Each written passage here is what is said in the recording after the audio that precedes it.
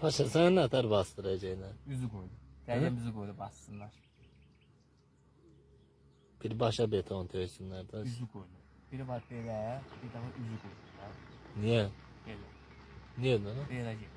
Hı? Böyle. Söyle istemirsen görəsən. Yaşayışı. Ne var aşağıda var deyip yaşayasın. Hadi öyle olma yaramsa anlayabilirsin. Neden? Mikserci yatırıp beton döceceği alsan betonla gidesin. Ha sen ne gidersin? Hı? Sen ben neyim Arada bir sen? özün de sev, tamam mı? Hı? Özün de sev. Ne Bir diyor model sen? sen de seçim arada söhbət elə görüm. Yeter çeksin. Verme. Örümcek boynuna gitti. İyi ama. Bir arada bir kamazlarda seçiyor. Ağırlar. Ne yapayım? İşleyirler. Samat taş değil. O ne gazlar. Gideyim.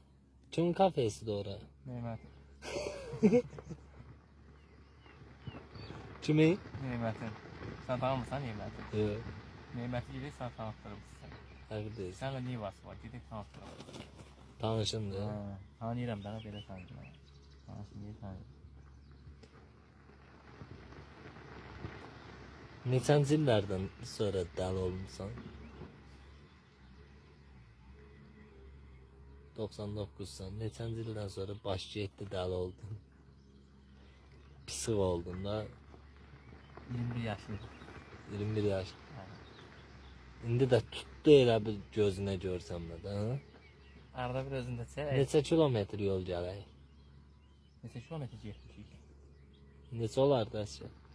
Soğuk, bir 30 70. Oradan olur ya. Çox. Ay yeriyəm. Şəst. Bana çöməyəli. Vəziyyətdən çıxarım. Elimizde zenginlermiş. Nereye geçete zenginler? Her vakit zenginliğin yok değil. Bilirlər ki, paşa He. rahat yaşar.